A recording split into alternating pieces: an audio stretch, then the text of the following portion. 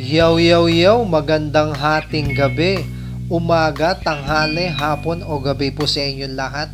At lalong-lalo na sa ating mga Dabarkads, ka-FB Reels, at sa ating ka-YouTubers.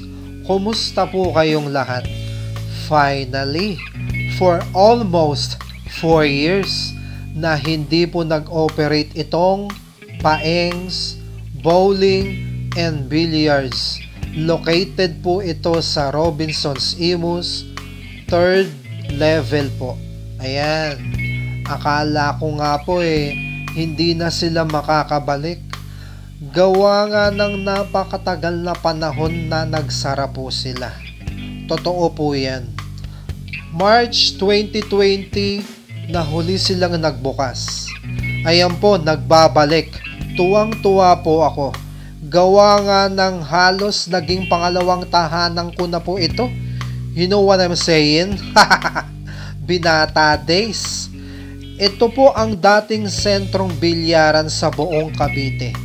Sa mga naghahanap po ng by the book na bilyaran at ng bowling alley, ito po ang marerekomenda ko. Maraming salamat po.